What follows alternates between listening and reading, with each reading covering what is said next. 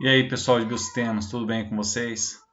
Pessoal, na aula de hoje a gente vai terminar o conteúdo sobre a produção, preparação e distribuição de ar comprimido e vamos falar também sobre a unidade de condicionamento do ar que é utilizada normalmente na entrada de um equipamento pneumático, de um atuador, de válvulas direcionais. Então, essa aula de hoje vai ser praticamente um encerramento de toda a primeira parte que a gente viu em relação à pneumática hidráulica. E a partir dessa aula para frente a gente vai ver as válvulas direcionais, válvulas de bloqueio, válvulas de segurança, atuadores e assim por diante, ok? Pessoal, boa aula e vamos lá, vamos para a aula então. Bom pessoal, vamos continuar nossa aula então de Face 9, tá? Nas aulas anteriores a gente falou sobre produção de ar comprimido, que está relacionado com o compressor que nós utilizamos. Vimos também a preparação do ar comprimido, que se refere ao resfriador, aos filtros, ao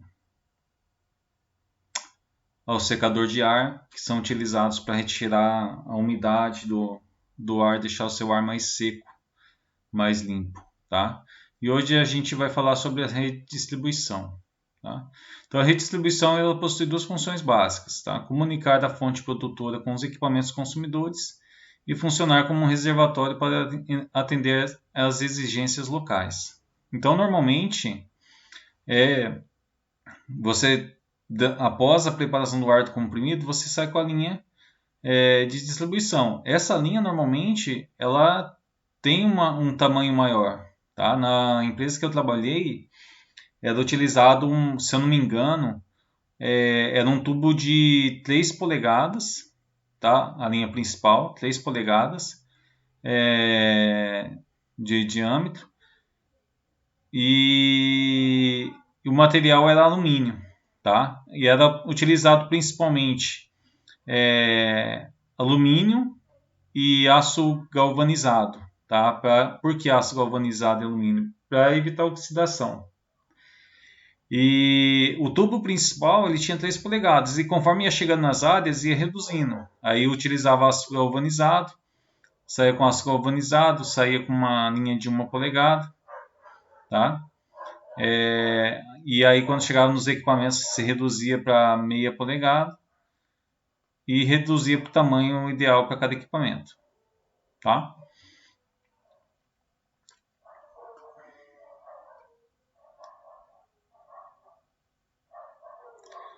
Aqui ele fala sobre o que um sistema deveria ter, tá? Não apresentar escape de ar, apresentar pequenas quedas de pressão, porque se você tem uma grande queda de pressão entre compressor e as partes de consumo, você tem perca de potência, perca de energia. Então, quando você tem um sistema que tem pequena queda de pressão, apresenta pouco escape de ar, você acaba e você acaba tendo melhor aproveitamento da potência total do seu sistema, tá? Aqui ele demonstra alguns layouts, tá? A gente tem aqui redistribuição em anel fechado e também com derivação do anel, tá? Quando eu trabalhava, eu me lembro de ter visto somente, que eu me lembro assim de cabeça, eu me lembro somente da centrífuga, na área onde ficavam os fermentadores de vinho. Eu me lembro que tinha esse anel, tá? E aí você descia com as mangueiras até os equipamentos em que eles eram conectados aqui, tá? Mas você pode ter esse tipo de formação, você pode ter esse também de baixo, que você tem várias derivações aí, tá?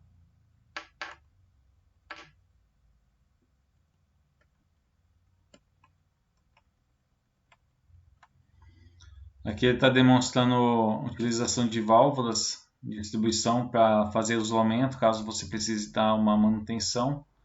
Você pode, através dessas válvulas que você instala, você faz isolamento de parte do sistema para poder isolar uma área que você queira da manutenção e consegue até direcionar o sentido de fluxo aí do seu ar comprimido também.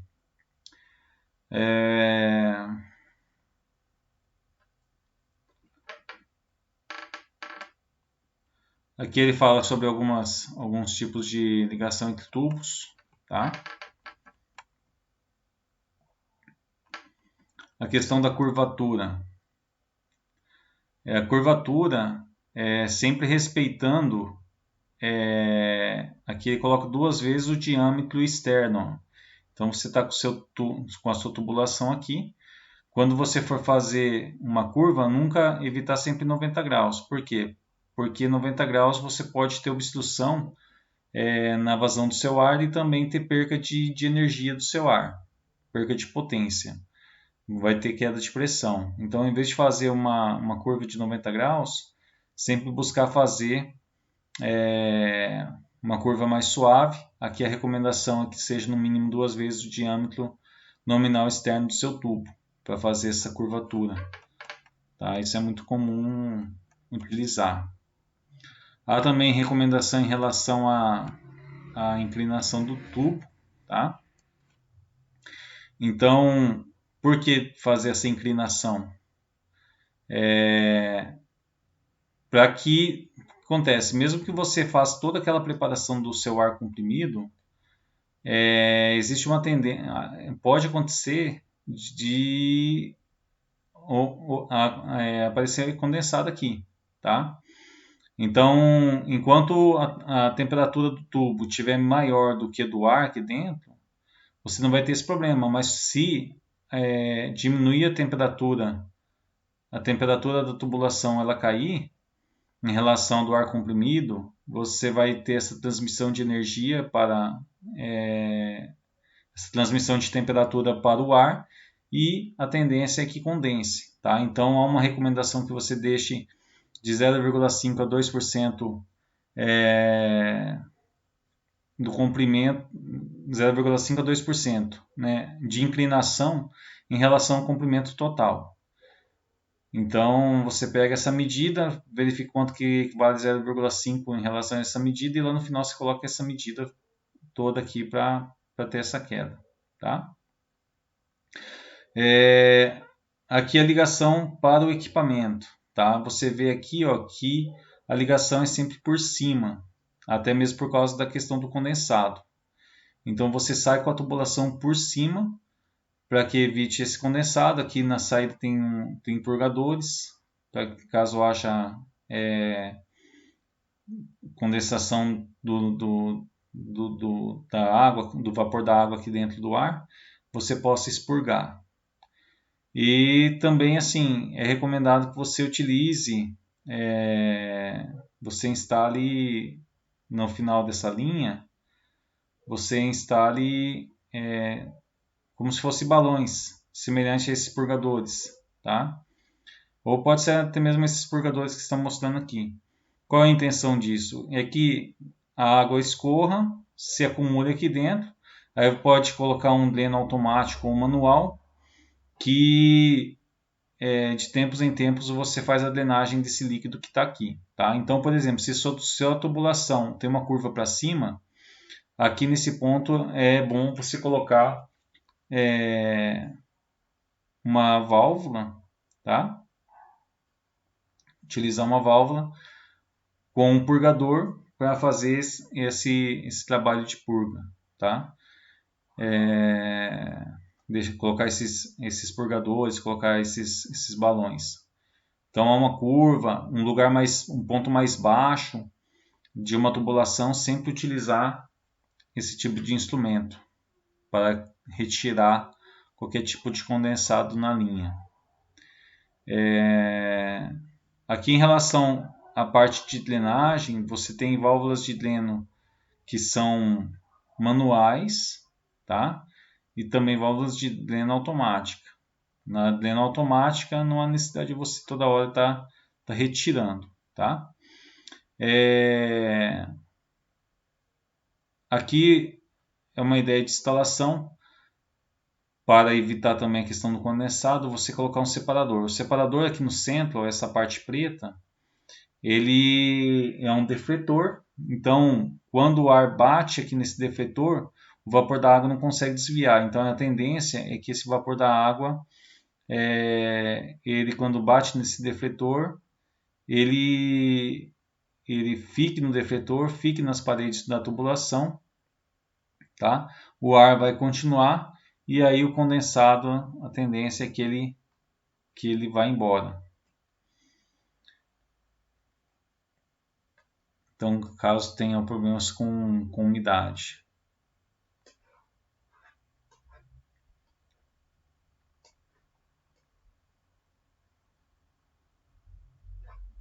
Deixa eu ver o que mais temos aqui. Aqui fala sobre os materiais utilizados na tubulação principal. Então, tubulação principal, devido a evitar a oxidação, você pode utilizar aço galvanizado, inoxidável, alumínio, cobre, plástico, tá? Para as tubulações principais. Tubulações secundárias, que após a unidade de tratamento do ar comprimido aqui, unidade de condicionamento, melhor dizendo, né? Unidade de condicionamento. Após essa unidade de condicionamento, você pode utilizar outro material para a tubulação secundária, considerar a tubulação secundária. Depois da unidade de condicionamento, que a gente vai ver daqui a pouco, você pode utilizar um material que não seja o mesmo da tubulação principal, tá? Então, normalmente se usa, pode ser utilizado cobre. Caso você tenha um lugar com pressões elevadas, temperatura elevada, eu vi bastante tubo de cobre sendo utilizado em ambiente de caldeira, tá? Para ligar os equipamentos. Então você vê muitas vezes válvulas em que, em vez de ser uma mangueira de plástico, está ali um tubo de cobre para fazer o acionamento da válvula, do atuador, tá? E aí, fora de condições extremas, você pode utilizar aqui, ó, tubos de polietileno, poliuretano, tubos de nylon, né, um material mais flexível, um material mais prático, um material que tenha maior flexibilidade aí para trabalhar, tá? Normalmente nas tubulações secundárias, que a gente utiliza esse material que foi exposto, né, que é um tipo de plástico, quando você utiliza um desses três aqui, você pode estar utilizando engate rápido, tá? Então o engate rápido ele é muito fácil de se utilizar quando você chega com esse cano, né, com esse tubo flexível, você encaixou, ele não solta mais. Você pode tentar puxar, ele não, claro, puxada leve, né? Você vai perceber que não sai. Ele só sai se você empurrar essa parte aqui, ó. Você empurra essa conexão contra o corpo e aí você empurra esse cara contra e você puxa essa parte de plástico que ele solta, tá? Então, nas tubulações secundárias é muito comum você fazer a utilização de engate rápido, tá? E a questão de vazamento é sempre importante evitar vazamento, sempre dar atenção especial ao vazamento. Aqui ele demonstra algumas relações entre tamanho de furos, tá? Aqui em milímetros, ó. E aqui, ó, por exemplo, o ar, você tem uma tubulação de ar que está com uma pressão de 6 bar. Aqui ele demonstra qual que é a vazão de ar que você perde em litros por segundo e qual seria a potência necessária para repor essa quantidade de ar perdido. Então, se você tem um furo de 1 milímetro, você vai ter 1 litro por segundo de ar, uma perca de ar, e a potência necessária para recuperar é 0,4 cavalos. Agora, se você tem, por exemplo, aqui, ó, esse último, um furo de 10 milímetros, você, numa pressão de 6 bar na tubulação, de ar comprimido, você vai ter 105 litros por segundo de vazamento de ar, tá? E você ia precisar de uma potência de 44 cavalos para recuperar aquilo que você está perdendo de ar comprimido, tá? Então é importante dar atenção às tubulações para que não tenha vazamento aí, tá? Aqui a gente vai falar um pouco sobre a unidade de condicionamento, o lubrifil. Ele é composto por 3 elementos, tá? Ele tem um elemento que é o elemento filtrante, para filtrar o seu ar comprimido, um elemento de regulação da pressão do seu ar, um elemento de lubrificação, para lubrificar a parte interna de pistões e atuadores, tá?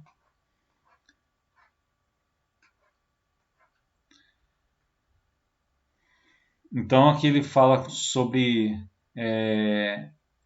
a filtragem do ar. Então assim, esse equipamento ele consiste de 3 partes, né? Aqui ele demonstra alguns exemplos, ó. Ele tem alguns modelos aqui que ele demonstra isso, né? Todos eles, você vê aqui um material mais plástico, o outro mais metálico, tá? Mas todos eles têm a mesma finalidade. Aqui já está tudo separado, né? Mas são a junção desses 3 elementos, né? Um filtro de ar comprimido, um regulador de pressão e um lubrificador para lubrificar a parte interna dos elementos, tá? Então, mesmo que você tenha realizado toda a preparação do ar comprimido, é importante ter esse elemento de filtragem na entrada do seu equipamento, que ele vai reter as partículas, vai reter o condensado que tiver presente, a água que tiver presente ainda nesse ar comprimido, entregando um ar mais puro para o seu equipamento. E essa filtragem ela pode acontecer pela ação da força centrífuga, tá?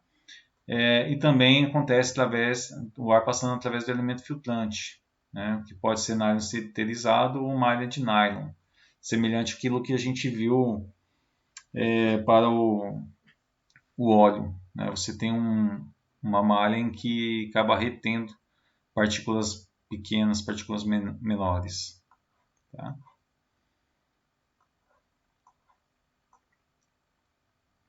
Então aqui ó, a gente tem um elemento filtrante, como que ele é composto, tá?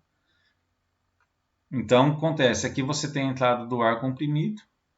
O ar comprimido, aqui você vê que está cortado, né?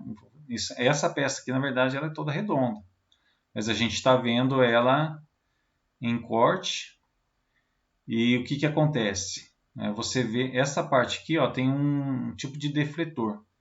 Esse defletor, quando o ar entrar aqui, passar por essa parede, esse defletor ele vai causar uma turbulência no ar comprimido. Essa turbulência vai gerar essa centrifugação. E aí vai jogar contra a parede do copo aqui a água, o condensado, e também vai jogar as partículas que ficaram da tubulação, que tem na tubulação. Essa parte aqui, letra B, você vê, essa parte aqui é um anteparo. A finalidade é fazer com que o ar comprimido não entre e saia direto para a saída. Então, para que o ar comprimido não faça esse caminho, né, ele entrou aqui e veio, ou seja, só um momentinho, deixa eu apagar aqui. O ar comprimido não venha e saia direto, você coloca esse anteparo que vai fazer com que o ar tenha um caminho mais longo para percorrer até passar pelo elemento filtrante, que é essa parte branca aqui, tá?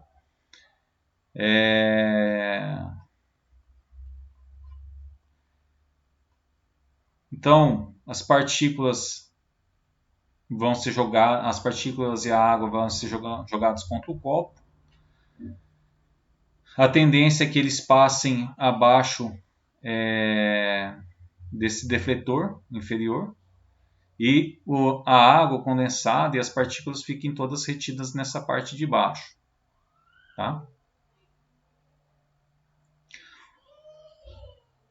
O ar vai passar aqui pelo filtro e vai embora. Mas aqui nesse elemento filtrante vai ficar as partículas menores. Vão ser retidas aqui. E o ar vai embora. Aqui esse defletor inferior ele vai separar a parte do ar em relação à parte do condensado. E aí você tem a parte de Lena. A parte de Lena aqui embaixo. E também a manopla. Essa manopla você gira ela para abrir e aí fazer a purga, fazer com que esse condensado vá embora. Você tem tanto manual como automático, tá? Esse tipo de manopla.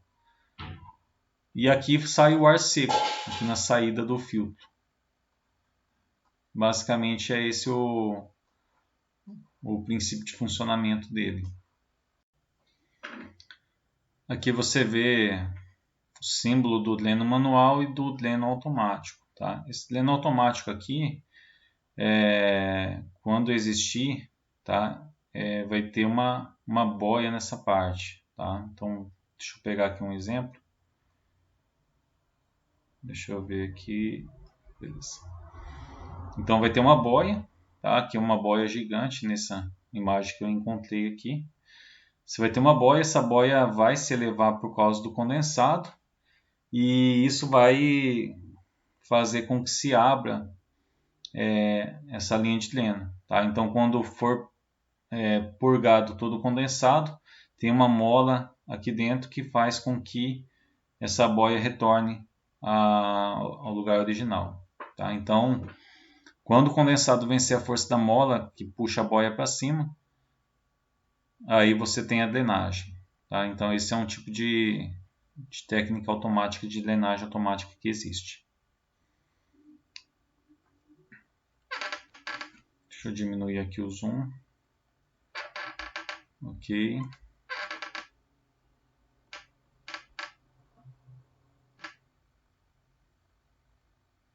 Aqui ele tem algumas recomendações em relação a copos de policarbonato, que é um material mais prático. Ele fala sobre produtos que podem atacar esse tipo de material. Então, se você tem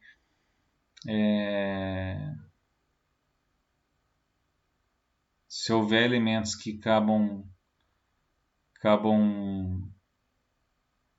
prejudicando o copo de policarbonato no ar, é bom evitar. Então aqui ele dá uma tabela de vários elementos que podem danificar o seu copo de policarbonato. Nessa situação é melhor utilizar o de aço, que vai ter maior resistência nessa situação. Tá? Então deixa eu dar um zoom aqui.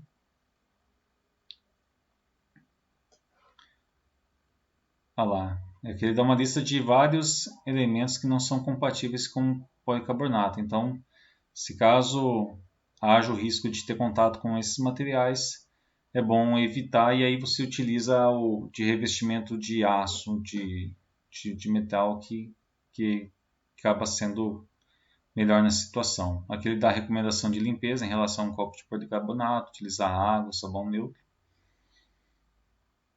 E é isso.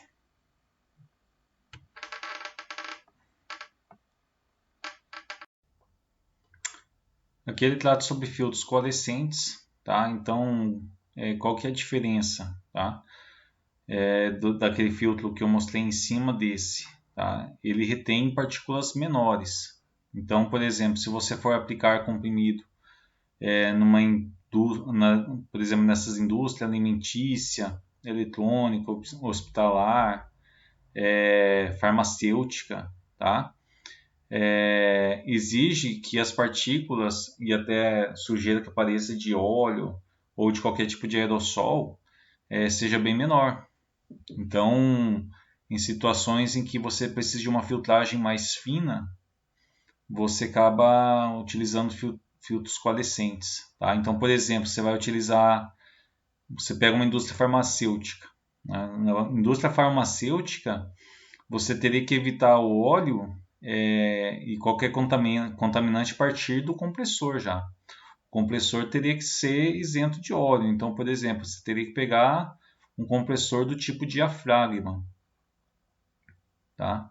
Por quê? Porque existe uma exigência maior na questão, existe um cuidado maior. Você está utilizando esse ar comprimido para fazer medicamento.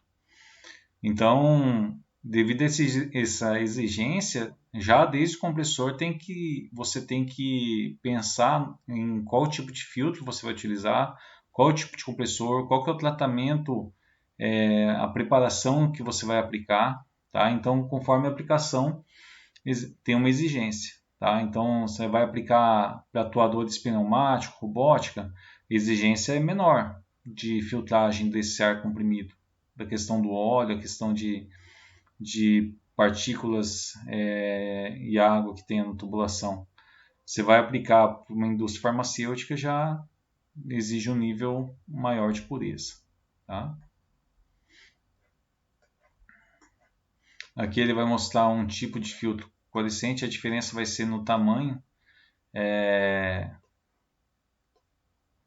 dos poros para fazer a filtragem, que ele dá um exemplo, um tipo de filtro coalescente, tá?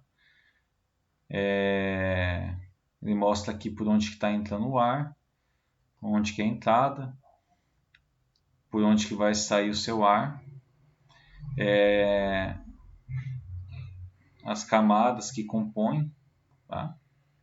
Então ele está fazendo uma demonstração desse filtro aí, como ele é construído.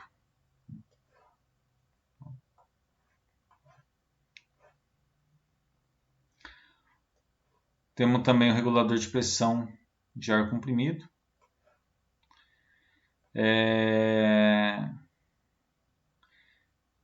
Então acontece, além da parte de filtragem, você tem também a parte de regulação, né? Principais características: você tem uma resposta rápida, grande capacidade de reversão de fluxo,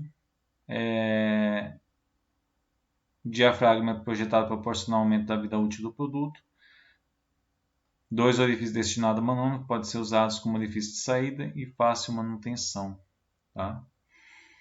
Então, o que acontece? Muitas vezes seu compressor está gerando lá 8 kg de pressão, tá? 8 kg-força por centímetro quadrado.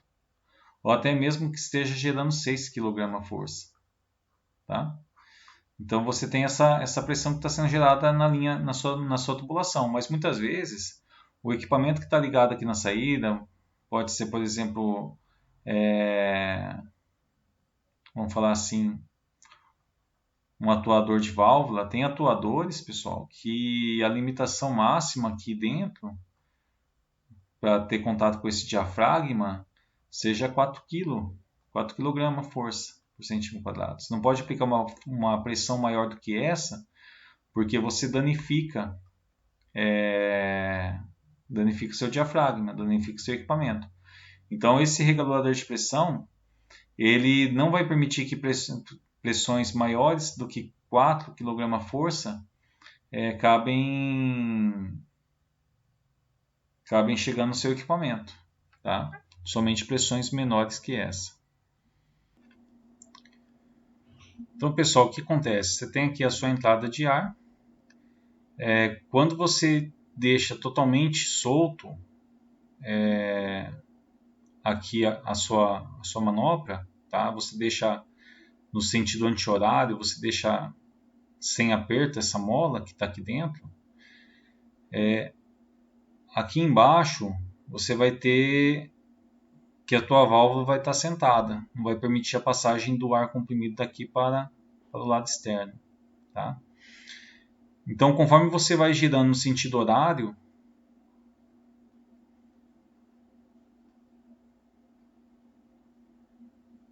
conforme você vai girando para o sentido horário, a sua manopla aqui em cima, ele vai exercer uma pressão sobre essa mola. E aí, você vai fazer com que desça tanto a tua válvula de assento, vai descer, como vai descer também o diafragma aqui, ó. E aí acontece,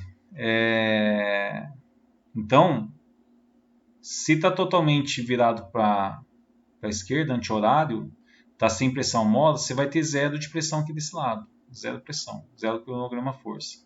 Por quê? Porque a manopla está totalmente levantada para cima, a mola está sem pressão e aqui está totalmente assentado. Então você não vai ter passagem do ar da esquerda para a direita aqui. Mas conforme você vai apertando, né, conforme mais próximo essa manopla está aqui da parte de baixo, maior vai ser a pressão que vai passar aqui para sua saída H. Tá? Então, como que acontece esse equilíbrio de pressão? Acontece que você tem um furo aqui, ó. Então, você permitiu a passagem de ar. Se a pressão que está entrando aqui for, por exemplo, você regulou aqui para 4 kg, né? Você quer 4 kg aqui na sua saída. Se a pressão aqui desse lado for maior que 4 kg, o que vai acontecer? Essa pressão vai empurrar esse diafragma para cima. E aí o ar vai passar aqui pelo meio. Vai passar aqui pelo meio e vai sair para a atmosfera através desse furo que tem, desse ponto E, que é um orifício de exaustão. Tá? Então, no meio do diafragma, vai fazer com que suba esse diafragma, vai forçar esse diafragma para cima, aqui no meio ele tem um furo, e o ar vai passar por aqui e vai para a atmosfera. Então, toda hora você vai ter um ajuste entre a força aplicada pela mola e a pressão, e a força exercida devido à pressão que você está entrando através desse orifício. Então, sempre vai estar buscando um equilíbrio. É um controle mecânico que existe aqui. Tá? Aqui você vê o símbolo do regulador de pressão, o ajuste que você faz através dessa mola.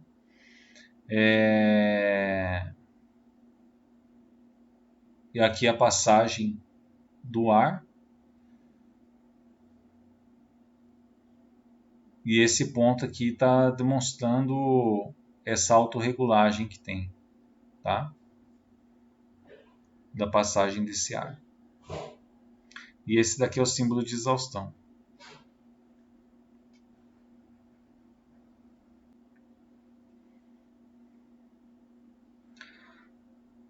Aqui você tem um jogo, pessoal, de filtro e regulador junto, tá? Filtro e regulador conjugado aqui.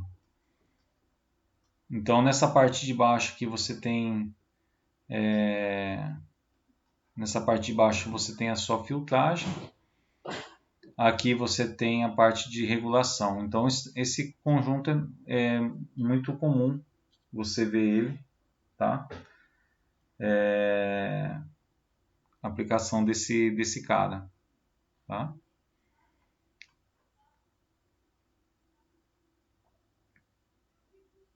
Então, você já tem os dois juntos num corpo só. Nesse caso, quando você tem o regulador com um filtro, o símbolo que é utilizado para representar esse cara é esse, ó. Sem aquela abinha que tem aqui em cima para mostrar a lubrificação.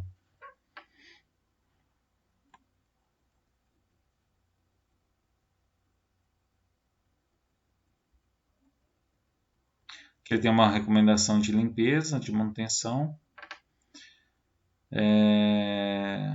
A utilização de manômetros para medição da pressão do seu ar comprimido. Aqui está demonstrando um pouco o funcionamento do manômetro. O manômetro você pode estar instalando no regulador de pressão. E basicamente você tem aqui o tubo de Bourdon, que tem um formato em C.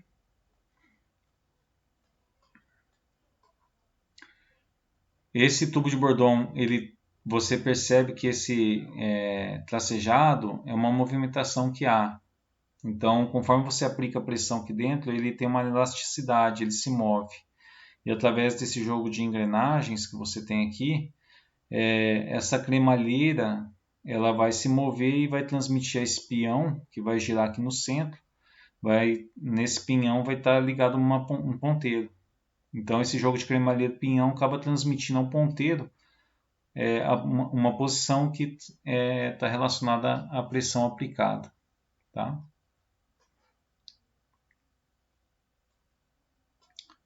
Vamos lá.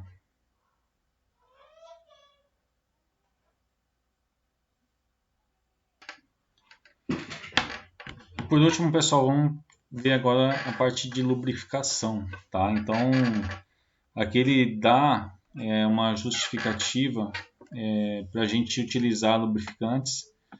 Então ele coloca aqui desgastes e força de atrito. Tá? Realmente há um atrito entre principalmente os elementos de vedação de um atuador que tem internamente com a camisa desse atuador, e isso acaba desgastando. Então uma forma de manter a vida útil deles é através da lubrificação. Tá? Só que esse óleo lubrificante ele não interfere na linha de ar comprimido. Por quê? Porque como a gente viu, a gente tem toda aquela linha de distribuição. Né?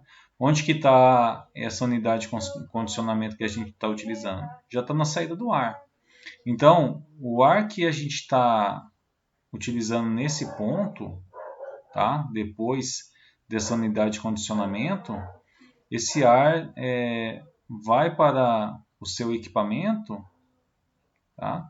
Mas depois esse ar é descartado. Então, mesmo que ele faça o trabalho aqui na válvula, esse ar, a tendência dele é você jogar ele fora, ele não vai retornar para a sua tubulação. Então, essa lubrificação que fala aqui não vai interferir no seu anel, não vai interferir em nada do que você fez até agora. Tá? Mas, para muitos elementos, ele acaba sendo útil para fazer a lubrificação, para melhorar a vida útil dos seus equipamentos. Tá? Então, aqui como que trabalha o lubrificador? Tá? Ele praticamente é baseado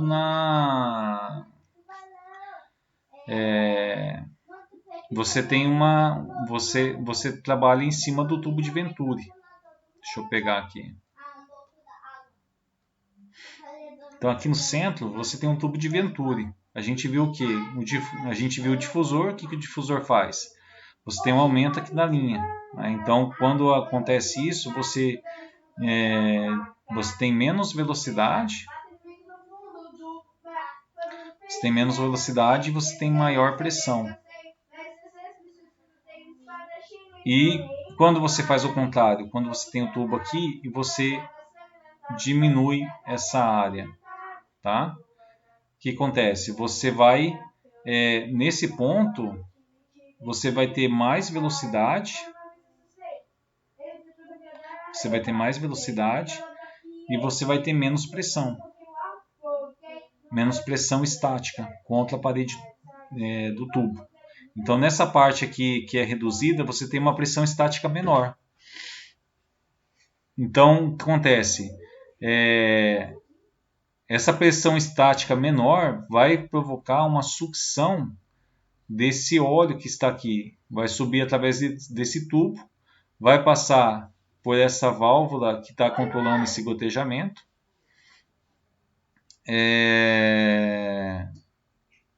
E aí, esse óleo que está sendo gotejado, ele vai ser arrastado pelo ar comprimido que está passando aqui.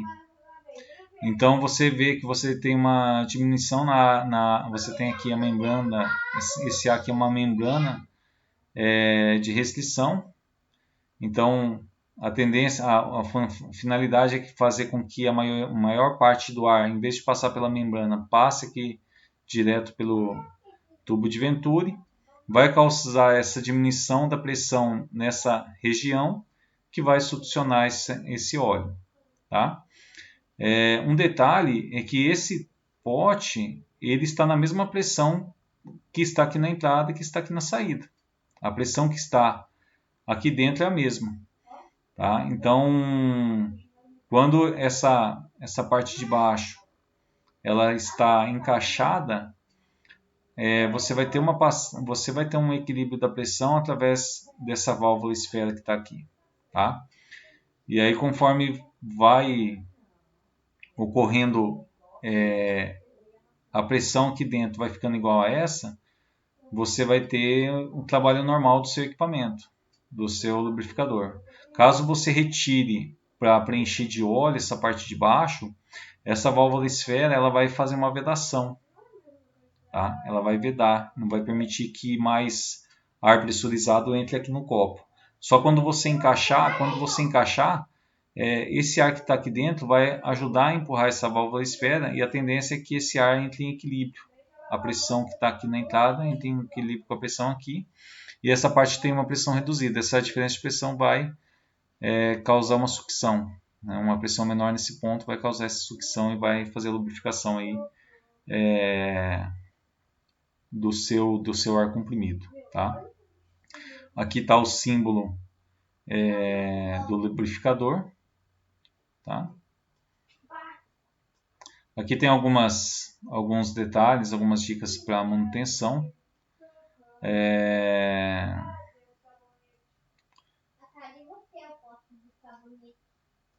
Aqui fala também sobre características de lubrificantes que podem ser utilizados.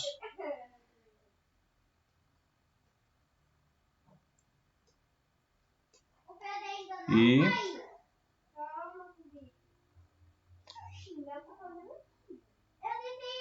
bom, eu acho que é só, pessoal. Aqui tem algumas recomendações de óleo. Ele fala características do óleo para utilizar em sistemas pneumáticos, mas eu acho que é essencial isso. A intenção era comentar sobre a distribuição do ar comprimido e também falar sobre a unidade de condicionamento aí que vocês acabaram de ver. Tudo bem?